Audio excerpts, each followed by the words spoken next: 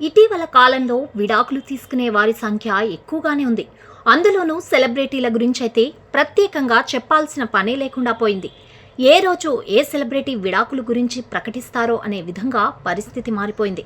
Cinema shooting సమయంలో ప్రేమించి పెళ్లి చేసుకోవడం, ఆ తర్వాత ఒకరినొకరు అర్థం చేసుకోలేక, కలిసి ఉండలేక విడాకుల బాట పడుతున్నారు. చాలామంది సెలబ్రిటీల జీవితాలు ఇలాగే ఉన్నాయి. భాషతో సంబంధం లేకుండా సెలబ్రిటీలు చాలామంది విడాకులు తీసుకుంటున్నారు.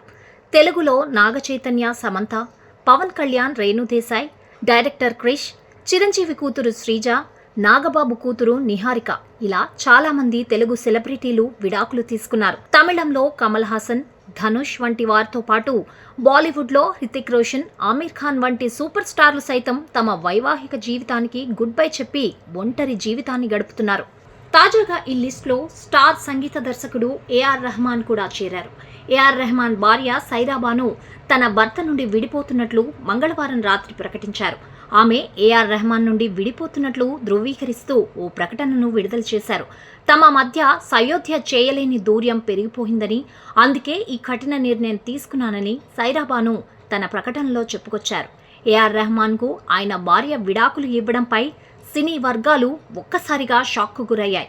అయితే వీరు విడాకులు తీసుకోవడానికి గల కారణాలు మాత్రం తెలియరాలేదు. ఏఆర్ రెహమాన్ 1995లో సైరాను వివాహం చేసుకున్నారు. ఏఆర్ రెహమాన్కి మొత్తం 3 పిల్లలు. రెహమాన్ గారి పెద్ద కూతురు సంగీత రంగంలోకి అడుగుపెట్టింది. ఇక రెండో కూతురు కీబోర్డ్ వాయిస్తుంది. రెహమాన్ గారి కుమారుడు సంగీత రంగంలో చురుగ్గా ఉంటారు. 29 ఏళ్ల పాటు సాగిన వారి వివాహ బంధం విడాకులతో ముగిసినట్టయింది.